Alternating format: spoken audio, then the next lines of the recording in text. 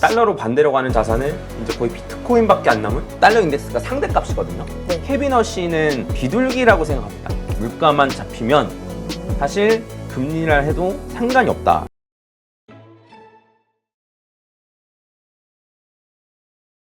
안녕하세요. 815 머니톡입니다. 오늘은요, 불장TV의 퍼지님을 모시고 거시경제의 전체적인 흐름을 한번 짚어보도록 하겠습니다. 안녕하세요. 반갑습니다. 네, 안녕하세요. 네. 저희가 오늘 이제 촬영 기준으로 어제였죠. 미국 시장에 굉장히 굵직한 이벤트가 두 가지가 있었습니다.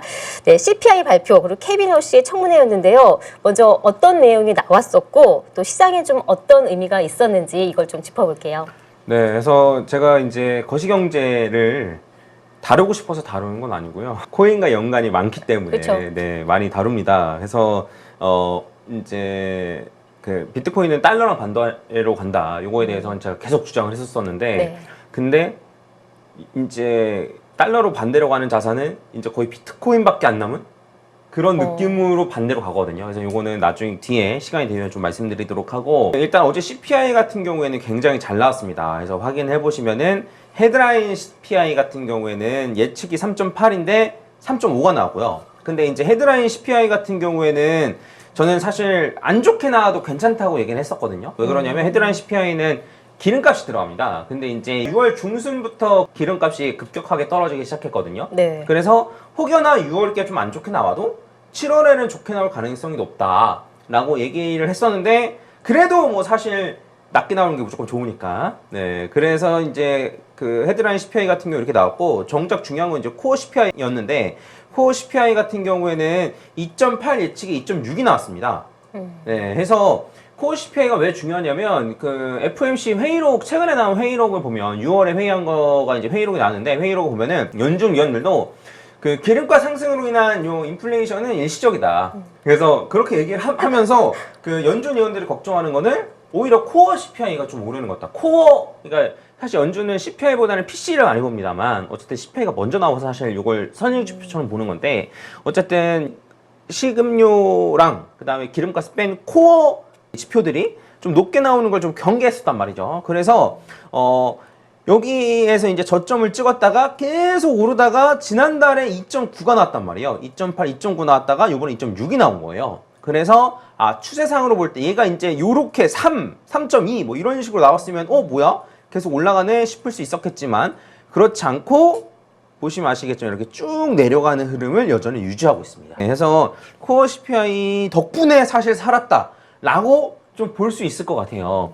그래서 실제로 체크를 좀 해봤을 때 여기 당장의 이번 달 같은 경우에 금리 같은 경우에는 원래 어제만 해도 동결이 58%, 한 번 인상이 42% 정도였는데 네. 오늘 같은 경우 보면은 동결이 83% 정도로 동결 확률이 확 올라갔습니다.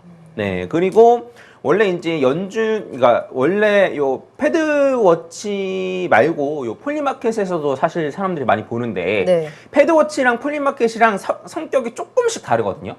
패드워치는 그냥 설문조사, 폴리마켓은 본인 돈을 거는 거예요. 그래서 폴리마켓이 좀 더 정확하지 않냐라고 보는 사람들도 있는데, 폴리마켓 같은 경우에는 역배, 네, 약간 올해 예수가 재림할까요? 뭐 이런 거에도 거는 사람도 있단 말이에요. 혹시나 터지면 큰 돈을 먹을 수 있으니까. 네. 아무튼 그런 걸 감안하고 보신다 하더라도 요 폴리마켓 같은 경우에는 이제 올해 연말까지 해서 동결이 30%, 그 다음에 한 번 인상이 28% 요렇게 됐습니다. 그래서 요거 같은 경우에도 동결 확률이 많이 올라간 거예요. 네, 그래서 원래는 한 번이나 두 번 인상 확률이 훨씬 높았는데 이 정도로 좀 바뀐 것 자체가 쉽게 말하면 이런 거죠. 생각보다 물가가 안 높네? 그럼 금리 인상을 하려는 건 물가를 잡기 위한 건데 굳이 물가를 잡을 필요가 있나? 라는 생각으로 동결 확률이 확 높아진 거라 생각하시면 되고, 저는 개인적으로 캐비너시는 비둘기라고 생각합니다. 비둘기요? 네. 이게 뭐 매파냐 비둘기냐 이런 의견들이 좀 나오긴 하더라고요. 네, 근데 비둘기라고 그쪽으로 보시는 거예요? 자, 아예 아예? 너무나 명확하게. 그러니까 이제 사실 겉으로 보기에는 철저하게 중립적으로 발언을 합니다. 발언 자체는. 네, 근데 이제 지난번 FOMC 이후에는 시장이 굉장히 매파로 받아들였는데, 네. 저는 이제 그 FOMC 끝나고 나서 이제 캐비너시가 이제 기자회견 하잖아요. 예. 그거 보고 잠들었는데, 캐비너시 금리 인하 하려는 거구나 하고 잠들었는데 자고 일어나서 너무 깜짝 놀랐어요. 시장이 이렇게 받아들일 거라고 상상도 못했거든요. 그래서 그거에 대해서 이제 간단하게 말씀드리면은 어떻게 생각하세요?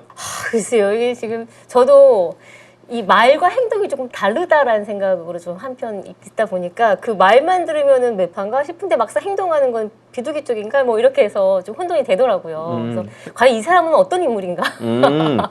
그래서 저는 굉장히 합리적인 인물이라고 생각해요. 네, 굉장히 합리적인 인물이라고 생각하고, 근데 이제 케빈 어시가 어쨌든 지금 연준 의장이 됐는데, 네. 연준 의장이 되고 났으니까 사실 어쨌든 난 트럼프랑은 별개야라는 제스처를 취하고 있긴 합니다. 당연한 거예요, 사실. 여기서 난 트럼프 말대로 할 건데라고 한다면 기존에 있던 연준 위원들이 따라주지 않겠죠. 그래서 어느 정도는 약간 립서비스다, 연준 네. 위원들을 위한 립서비스다라고 생각하시면 되고, 그 케빈 어시가 주장하는 거는 사실 실용주의, 합리주의 요거의 성격이 굉장히 강합니다. 그래서 그 양적 완화를 할 때도 그렇게 너네 돈 많이 풀면 안 된다 였어요. 근데 사실 케빈 어시가 맞았거든요. 결국 그렇게 돈을 많이 풀면 안 되는 거였어요. 그리고 2020년에 코로나 때도 파월이 제로금리로 해가지고 돈을 왕창 풀 때도 네. 당연히 그렇게 하면 안 된다 라고 얘기했고 실제로 그게 맞았잖아요. 그래서 그것 때문에 사람들이 케빈 어시가 매파인 게 아니냐라고 생각을 하고 있는데 이제 케빈 어시 같은 경우에는 그런 식으로 돈을 푸는 거는 저소득층한테는 안 좋다라는 얘기를 좀 많이 합니다. 그래서 돈을 풀면 어쨌든 자산 가격이 올라가긴 하는데 그거는 자산을 많이 갖고 있는 사람들의 얘기고 자산을 많이 갖지 못하는 사람들 같은 경우에는 인플레이션으로 인한 손해를 본다. 네, 왜냐면 인플레이션도 결국 세금이나 마찬가지거든요. 전부 다 동일하게 적용되는. 그렇죠. 네. 그래서 이런 식으로 얘기를 했었었는데 그런 것 때문에 어쨌든 매파로 좀 비춰지기는 하나 그 케빈 어시가 이제 연준 의장이 되기 전에 주장하던 건 이런 내용이었습니다. 뭐냐면 지금의 물가 그렇게 신경 쓸 필요가 있을까? 왜냐면 AI로 인한 생산성이 높아지면 물가는 떨어질 거야. 혹은 요 비용이 낮아질 거야. 비용이 낮아지면 어쨌든 물가는 떨어질 거야. 라고 얘기하는데 우리는 사실 와닿지 않잖아요. 그렇죠. 근데 저는 와닿아요. 와닿으세요? 왜냐면 코딩을 외주로 맡기잖아요. 네. 그러면 요 단가가 엄청 떨어졌어. 개발할 걸 외부에 맡기면 혹은 디자이너들도 단가가 엄청 떨어졌어요.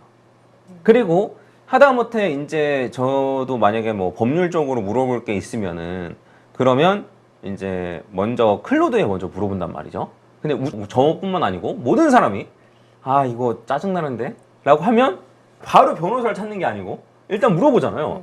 그러면 이제 그걸 물론 변호사의 확답이 있어야겠지만 초반에 많이 알아놓고 시작하니까 변호사 상담을 2시간 할 걸 1시간만 해도 되고 그리고 굳이 변호사 상담을 안 해도 되고 그러니까 변호사 상담료도 떨어질 수 있고 근데 이게 이제 인공지능을 활용한 그런 포지션에 있어서는 이제 단가가 낮아질 수 있지만 물가 자체가 낮아졌다고 보기에는 좀 이제 그렇잖아요. 근데 서비스 물가가 낮아진다는 거죠. 동시에 이제 같이 낮아진다. 네. 그래서 뭐 영상 편집도 요새 영상 편집 AI로 하는 것도 많이 나오고 물론 여전히 사람의 손이 필요하지만 네. 그리고 롱폼만 넣으면은 숏폼을 만들어주는 플랫폼도 있고 그렇기 때문에 이제 단가가 점점 서비스 물가가 낮아지고 그리고 이게 어쨌든 생산 쪽에 적용이 좀 되면 네 그러면 요 서비스 물가뿐만 아니고 요 그냥 제품의 물가도 떨어질 가능성이 좀 높은 거죠. 네, 그래서 저는 이게 좀 확 와닿아요. 네, 근데 어쨌든 그래서 이제 그 AI가 발전하면은 어쨌든 물가는 잡힌다. 근데 여기서 어차피 AI 때문에 물가가 잡힐 건데 굳이 금리 인상을 할 필요가 없다. 금리 인상 오히려 독이다. 왜냐? 지금 AI를 빨랑빨랑 개발하고 해야 되는데 국가적 차원에서 중국이랑도 대결해야 되고 여러 가지 뭐 이슈들이 많은데 여기서 금리 인상을 하다가는 그러면 기업들의 투자가 위축된다. 예, 그래서 오히려 금리 인하를 해야 된다. 요런 식으로. 네, 그래서 물가는 걱정할 필요 없고 더 생산성 높이려면 금리 인하를 해야 된다. 라는 쪽이었는데 일단 연준 의장이 되고 나서는 이런 얘기들을 안 하긴 합니다. 안 하긴 하는데 근데 이제 FOMC 얘기를 다시 좀 가면은 기자회견에서 사실 거의 얘기를 안 했어요. 뭐 제대로 된 얘기를 안 했어요. 포워드 가이던스도 안 했고 나는 점도표도 안 찍었다라고 얘기하고 그리고 뭐만 물어보면 그건 대답할 필요 없을 것 같다. 뭐만 얘기하면 그거는 저희가 얘기할 게 아닌 것 같다. 이런 식으로 해가지고 뭐 그 기자회견도 파월이 한 3분의 1 정도 시간 안에 끝내버렸단 말이죠. 그 주는 정보가 아예 없었어요. 네. 근데 이제 특별하게 좀 얘기를 했던 게 뭐냐면 TF팀을 만들겠다. 태스크포스 팀을 만들어서 하나부터 다 뜯어 고치겠다. 완전히 그냥 다 뜯어 고친다. 였고 그 다음에 두 번째는 뭐냐면 점도표 저거 믿지 마라. 점도표 찍는 애들도 지들이 어디에 찍는지 지금 모른다. 진짜 이렇게 얘기했어요. 네. 네. 그래서 이렇게 얘기를 했는데 시장이 가만히 보니까 그 케빈 어시가 얘기한 건 하나도 없는 거예요. 하나도 없고 오히려 명확하게 나온 건 점도표밖에 없는 거예요. 뭐 점도표밖에 없으니까 사람들 입장에서는 뭐야? 그냥 케빈 어시가 준 정보는 없고 점도표는 좀 매파적으로 나왔으니까 그러면 이거 좀 매파로 봐야 되는 거 아닌가 라고 시장이 받아들였던 건데 저는 사실 좀 이해가 잘 안 가더라고요. 뭐냐면 자 만약에 케빈 어시가 금리 인상을 하고 싶어요. 예를 들어서 네. 그러면 TF팀이니 이런 거 만들 필요가 없어요. 그렇지 않나요? 이제 표면적으로만 일단 왜냐면 네. 금리 인상을 하고 싶으면 TF팀을 만들지 않고 점도표를 한 50bp 올리는 걸로 찍어 놓고 그다음에 물가가 계속 걱정된다. 물가가 계속 걱정된다. 라는 얘기만 반복하면 돼요. 왜냐면 그게 지금까지 연준이 하던 방식이었으니까. 왜냐면 코어 CPI는 지금 괜찮게 나왔지만 헤드라인은 여전히 높긴 하거든요. 근데 네. 어쨌든 높은 게 팩트니까 야 물가 높아. 우리 금리 인상을 해야 될 수도? 라고 하면서 나는 한 50p 인상하는 거 찍어놨는데? 라고 하면 그동안 연준이 했던 방식으로 하면 금리 인상을 그냥 저절로 되는 거예요. 그렇게만 하면. 근데 왜 굳이 TF팀을 만드냐 이거죠. TF팀을 만들고 그 다음에 점도표 볼 필요 없어 라고 하냐 이 말이죠. 반대로 가겠다는 네, 거죠. 반대로 가겠다는 거죠. 이거 너무 쉽잖아요. 네. 이렇게 들으면 너무 쉬운데 왜 요 기자회견을 보고 그런 생각을 못 하는지 모르겠어요. 네, 누가 봐도 TF팀을 만들 필요 없는데 왜 만들어? 네, 그 다음에 점도표를 왜 믿지 말라고 하는 거야? 그래서 전 누가 봐도 금리 인하 빌드업을 쌓고 있는 거다 라고 볼 수밖에 없는 상황인데 요거를 시장은 그렇게 받아들이지 않더라고요. 그래서 당연히 시장이 맞겠지 너가 맞겠냐라고 생각하실 수도 있긴 한데 한번 곰곰이 생각해 보시면 좋을 것 같습니다. 과연 케빈 어시가 매파인가 비둘기인가? 물론 매파도 아니고 비둘기도 아닐 수 있어요. 그냥 합리적으로 생각하는 건데 근데 이제 여러 가지를 좀 봤을 때 제 생각에는 요 금리 인하 빌드업을 어느 정도 쌓고 있는 게 아닌가라는 생각이 좀 듭니다. 근데 이제 이 워시가 만약에 그러면 실제로 금리 인하 쪽으로 지금 가고 있다라고 보시면 어떤 조건들을 좀 충족시켜야 그 흐름대로 갈까요? 그 워시가 무조건 얘기하는 게 있어요. 어제도 청문회에서 얘기했고요. 네. FMC 요 기자회견에서 얘기했던 게 뭐냐면 물가 상승률 2%가 목표다. 그 물가 상승률 목표치를 바꾸는 건 TF팀의 역할이 아니다. 그러니까 TF팀이 물가 목표치를 바꾸지 않는다는 거예요. 네. 예, 그리고 이제 어제 하원 청문회에서도 물가 2% 목표다라고 딱 얘기했단 말이죠. 그래서 이 얘기는 뭐냐면 물가만 잡히면 이라는 걸로 저는 들립니다. 물가만 잡히면 사실 금리를 해도 상관이 없다라고 들려요. 그래서 제가 데이터를 좀 가지고 왔는데 네. 요거는 이제 그 GS 글로벌 리서치 팀에서 이 글로벌 인터내셔널 리서치 팀에서 이제 조사를 한 건데 보면은 요게 이제 코어 PC이고 코어 CPI예요. 그래서 코어 CPI 같은 경우에는 여기가 2026년이니까 계속 떨어질 것 같다. 어디까지? 여기 2% 근처까지. 그 다음에 코어 PC도 마찬가지로 일단 일시적으로 오를 수 있으나 떨어질 것 같다. 어디까지? 2% 근처까지. 네. 그래서 그 물가가 지금이 고점이라는 얘기를 사실 베센트도 여러 번 했었습니다. 베센트도 야 걱정하지 마. 6월, 7월까지는 지표가 안 좋을 수 있어. 왜냐면 기름값의 영향 때문에 지표가 안 좋을 수도 있어. 근데 그게 고점이야. 라는 얘기를 계속 해왔었습니다. 베센트도 그런 얘기를 계속 해왔고. 그래서 보시면은 코어 PC 같은 경우에는 이게 살짝 올라가는 느낌이 들 수도 있는데 이걸로 뭐냐면 요 컴퓨터랑 소프트웨어. 네, 해서 이게 AI 때문에. 그래서 지금 애플도 이제 핸드폰 가격 올린다 그러고 요런 게 어쨌든 요 소비자들한테 와닿으니까 요런 것 때문에 이제 요 코어 PC 같은 경우 조금 높아질 수 있으나 결국 떨어진다. 네, 어쨌든 6월, 7월 정도가 고점일 가능성이 매우 높다라는 식으로 좀 얘기를 했고 그리고 요 물가만 잡히면은 어쨌든 케빈 어시 입장에서는 금리 인하를 좀 얘기해 볼 수도 있다라고 생각이 들고 저는 금리 인상은 절대 안 할 거라고 생각해요. 근데 이제 지금 이제 국제 유가가 좀 이렇게 유동을 치고 있잖아요. 네. 그러다 보니까 그런 유가가 만약 다시 오르게 되면 물가도 자연스럽게 오를 수밖에 없고 결국 그게 또 금리에 대한 인하 기대감을 좀 반하지 네. 않을까라는 생각이 들거든요. 네, 맞습니다. 해서 그 기름값이 굉장히 많이 떨어졌는데 이게 그 WTI 크루드 오일인데 네.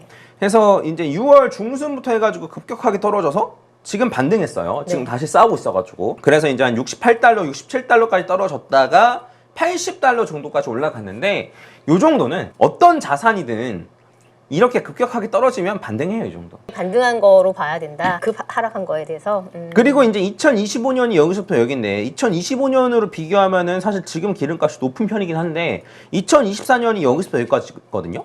그럼 2024년으로 보면은 사실 지금 기름값이 평균이에요. 근데 24년에 기름값 높다는 얘기 있었나요? 없단 말이에요. 네. 근데 계속 떨어지다가 높아졌으니까 사실 사람들이 이렇게 받아들이는 건데 요 정도 기름값이면 사실 엄청나게 큰 영향을 끼칠 만한 정도는 아닙니다. 물론 기름값이 떨어지는 게 더 중요하겠지만 네, 그러면 이제 저희가 생각을 해봤을 때 트럼프가 중간 선거를 앞두고 계속 이란이랑 치고받고 싸우던가 이란 같은 경우에는 경제가 막살나든 말든 계속 치고받고 싸우던가 네. 이 두 개를 우리가 기대해야 되는 건데 그럴 가능성도 낮고 그래서 저는 물가가 이렇게 떨어지는 와중에 이미 기름값 떨어졌어요. 근데 이제 기억나시는지 모르겠지만 제가 주장한 건 아닙니다만 이미 골든타임을 지났다. 이제 호르무즈 해협 열어도 기름값이 안 떨어진다. 왜? 한 번 요 기름을 요 파내는 요 시추 기계가 작동을 멈추면 네. 다시 뭐 되는데 뭐 6개월이 걸린다는 둥 뭐 이런 얘기가 많았는데 실제로는 그렇지 않잖아요. 실제로는 바로바로 떨어졌잖아요. 그쵸. 그래서 여러분들도 고민하셔야 되는 게 요 시장의 뉴스들은 변동성을 크게 하는 방향으로 혹은 공포심을 유발하는 방향으로 나오는 경우가 많습니다. 그래서 실제로는 그렇지 않다라는 점 좀 확인을 하시면 좋을 것 같고 그래서 어쨌든 요게 병목이긴 해요. 사실 기름값 때문에 어쨌든 좀 문제이긴 한데 지금 물가도 낮게 나온 상황에서 기름값까지 봉합이 된다라고 치면은 사실 캐비너 씨는 절대 금리 인상을 할 필요가 없는 거죠. 네, 할 필요가 없고 오히려 금리 인하를 좀 얘기할 것 같기도 한데 저는 금리 인하를 계속 얘기를 했었습니다. 금리 인하 할 것 같다. 근데 이제 어떻게 될지는 조금 더 지켜보시면 좋을 것 같고 그다음에 관련해서 여러 가지 제가 조금 더 데이터를 가지고 온 게 있는데 한번 살펴보시면 요건데 요게 이제 그 점도표예요.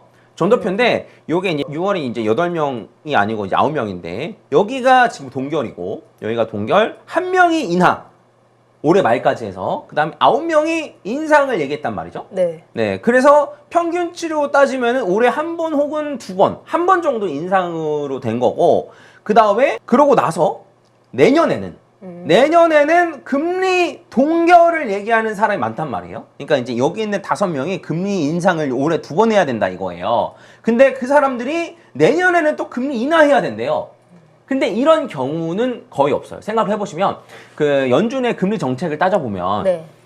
일관성 있게 추세를 가져가요. 금리 인하를 할 거면 인하, 혹은 동결할 거면 동결. 그런 다음에 뭐 인상할 거면 인상 이런 식으로 쭉 가져가는데 갑자기 올해는 금리 인상 2번 했다가 내년 한 번 인하고 이런 거 없어요.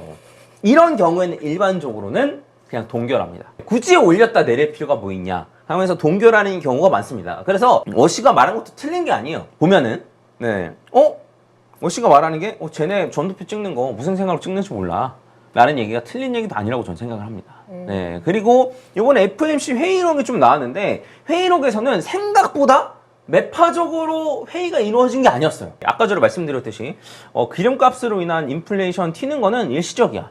네, 다만 우리는 코어가 좀 중요해. 그러면서 이제 AI로 인한 인플레이션 반도체나 이런 게 너무 수요가 크니까 네. 이런 걸로 인한 인플레이션이 좀 걱정돼. 요 정도예요. 그냥 굉장히 합리적이었는데 그래서 생각을 해봤을 때는 한 인상과 동결 올해 연말까지 했을 때 그런 회의록의 느낌으로 봤을 때는 한 6대4 정도? 인상이 6, 뭐 동결이 4 그런 정도인데 혹은 뭐 전체적으로 좀 봤을 때는 그냥 뭐 한 5대5? 그냥 요 정도? 그러니까 인상을 굳이 뭐 인플레이션이 오르면 인상 정도는 해야겠다. 뭐 요 정도인데 근데 점도표는 회의의 요거는 분위기는 그랬는데 점도표는 각각 개인이 찍는 거잖아요. 네. 근데 내가 그래도 금리 인상이 한 6대4야. 그러면 인상 찍은 거예요. 약간 그런 게 아닐까. 전체적으로 이제 익명 투표가 아니고 그다음에 누가 찍었는지 알 수 있으면은 적절히 봐가면서 아 우리 회의 내용이 이랬으니까 그러면 뭐 동결이 그래도 좀 더 많아야지라고 생각할 법한데 개인으로 찍으니까 아 나는 개인적으로 그래도 6대 4니까 인상, 6대 4니까 인상. 이렇게 찍었던 게 아닌가라는 제 개인적인 생각이 좀 있긴 합니다. 네, 그래서 점도표를 너무 좀 신경을 쓰지 마시고 실제로 이제 그 케빈 허쉬도 점도표를 신경 쓰지 말라고 했으니까. 그래서 이런 측면으로 따지면 어쨌든 금리 인하의 가능성이 저는 좀 있지 않을까. 적어도 금리 인상은 없다. 네, 제가 이제 FOMC 전에 아마 케빈 허쉬가 얘기할 거다. 금리 인상 없을 거라고. 근데 시장이 매파적으로 받아들이니까 제 채널에도 와서 금리 인상 한다던데요? 라고 많이 다셨는데 네. 금리 인상 아직 안 했습니다. 그리고 점점 시간이 지나갈수록 지표가 나올수록 지금 지표가 나올수록 제 말대로 가고 있는 것도 있지만 앞으로 지표가 더 나올수록 금리 인상하기는 좀 쉽지 않을 거다. 네, 이렇게 좀 말씀드릴 수 있을 것 같습니다. 앞에서 이제 잠깐 언급을 해주셨는데 이 플리마켓 얘기를 조금 잠깐만 네, 해볼게요. 플리마켓, 네. 이 플리마켓에서 이제 금리 인상 가능성에 대한 부분을 조금 언급했단 말이죠. 그래서 그러면 어떻게 보면은 지금 주신 의견하고 반대적인 의견이잖아요. 이런 상반된 움직임을 좀 어떻게 우리가 좀 받아들여야 될까요? 그 폴리마켓에서 이제 그제 일라 아저씨가 굉장히 매파적인데 금리 인상을 해야 될 수 있다라는 식으로 얘기한 거예요. 그러니까 사실 이제 금리 인상 가능성이 높아졌던 건데 근데 어제 CPI가 나오고 나서는 금리 인상 가능성이 확 죽었습니다. 네, 그래서 요거는 딱히 걱정하실 필요가 없다. 네, 그리고 요거 뭐 패드워치가 뭐 금리 동결 확률이 뭐 100%라고 해도 바로 전날이 뒤집어지기도 합니다. 네, 그래서 이런 거에 너무 믿지 마시고 네. 전체적으로 시장이 어디로 가고 있는지 그리고 워시는 어떤 방향으로 가려고 하고 있는지 그리고 베센트는 어떻게 하려고 하는지 이런 걸 좀 파악하시면 좋을 것 같고 만약에 금리 동결만 해도 전 달러 인덱스는 상당히 많이 떨어질 거라고 생각을 해요. 네, 왜냐하면 달러 인덱스가 상대값이거든요. 네. 다른 주요 6개국 통화에 대비 상대값인데 나머지 6개 주요 통화국은 지금 금리 인하를 하지 못합니다. 너무 미리 낮춰놨어요. 그래서 금리 인상을 생각하고 있어요. 일본도 그렇고 유럽도 그렇고 금리 인상을 생각하고 있고 실제로 금리 인상을 하기도 하잖아요. 네. 그래서 이런 걸 따져봤을 때는 걔네들이 금리 인상을 하고 미국은 동결을 하면 달러 인덱스는 떨어져요. 네, 그리고 그러니까 금리 인하를 만약에 한다면 달러 인덱스는 더 폭발적으로 떨어질 가능성이 높습니다. 그러면 우리가 생각을 해봤을 때 달러 인덱스가 진짜 떨어진다면 그러면 가장 많이 오를 자산은 무엇인가? 이런 걸 이제 우리가 생각을 해봐야 되는데 요거는 다음 시간에 네. 얘기를 하면 좋을 것 같습니다. 네. 다음 편 예고까지 이렇게 해주시고. 네, 마지막으로 딱 한 가지만 질문하겠습니다. 간단하게. 자, 시장이 이런 분위기 속에서 좀 투자자들이 좀 어떤 부분에 좀 가장 집중을 좀 해야 될까요? 네, 해서 저는 아직 미장은 올라갈 게 좀 많이 남았다라고 생각해요. 그래서 이제 중간 선거를 앞두고 트럼프가 돈 풀 거는 누가 봐도 자명한 사실이고, 그다음에 네. 이제 베센트 같은 경우에도 그 TJ 잔고를 좀 보면 이게 TJ 잔고인데 TJ 잔고가 이제 재무부가 갖고 있는 뭐 비상금 지갑이라고 생각하시면 되는데 이거를 계속 높은 수준을 유지해놨어요. 그래서 요거를 중간 선거 앞두고 푼다고 이렇게 했었습니다. 물론 직접적으로 푼다고는 안 했지만 여러 가지 이제 말의 맥락을 따져봤을 때는 그래서 이런 걸 좀 따져봤을 때는 미장은 좋을 가능성이 높다. 그래서 저는 지금 국장이 조금 약간 좀 많이 떨어졌다가 지금 좀 반등하고 있는 상황인 거잖아요. 그래서 저는 국장에 갖고 계신 분들은 올라가면 좀 일단 탈출을 해서 좀 코인으로 가라는 말씀은 안 드리겠습니다. 그냥 미장 쪽으로 조금 방향을 틀어보시는 게 어떨까라는 생각도 좀 지금 하고 있습니다. 그래서 해당 부분도 참고하셔서 매매 전략 세우시면 좋을 것 같습니다. 네, 알겠습니다. 자, 오늘 방송에서는요, 거시 경제와 함께 또 여러 가지 시장에 주목해야 될 변수들을 짚어주셨습니다. 오늘 방송 감사합니다. 네, 감사합니다.